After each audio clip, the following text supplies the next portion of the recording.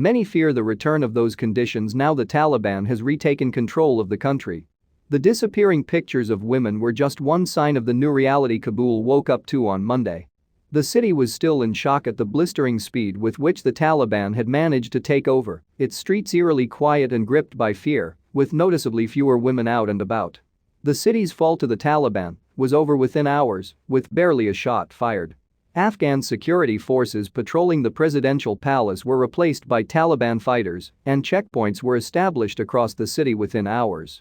Appearing relaxed and jubilant at their victory, Taliban fighters outside the presidential palace told CNN their main job now was to provide security and make sure there was no looting or criminality during the handover of power. When asked about smoking bans, mandatory beards and other rules the group has imposed on civilians in the past, the fighters told CNN nothing would be implemented drastically or immediately. At the same time, they shooed away CNN's chief international correspondent, Clarissa Ward, telling her to stand to the side because she is a woman.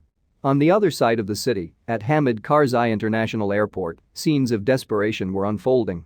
Witnesses at the scene told CNN thousands of people were there hoping to board flights out of the country. Hundreds of people were seen storming the tarmac, clinging onto air bridges and desperately trying to board planes.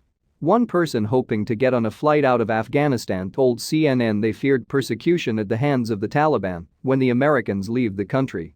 At one point, the witness told CNN they managed to get inside the airport where they saw US soldiers telling Afghans to stay back.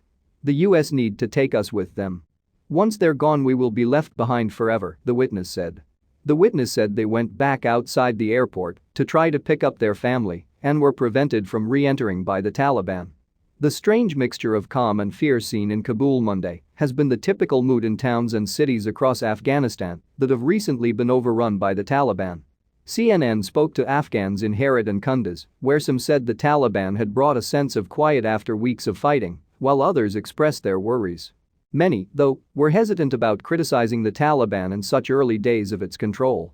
Ismahel, a 40-year-old shopkeeper in Herat, told CNN over the weekend that normality was returning to the country's third-largest city after it fell to the Taliban on Thursday evening.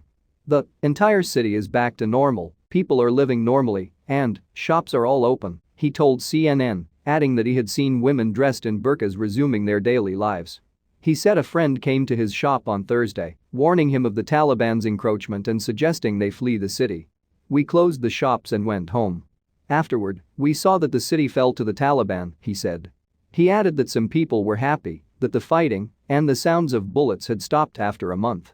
We feel good after the war finished, he said.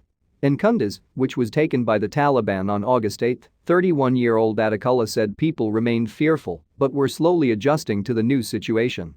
Still people are having fear, although we were told by the Taliban not to be afraid, he told CNN last week. He said some women were going out and have been told to wear burqas, while teachers have been told to return to schools, though the Taliban has said only male teachers should educate boys, while female teachers tutor girls.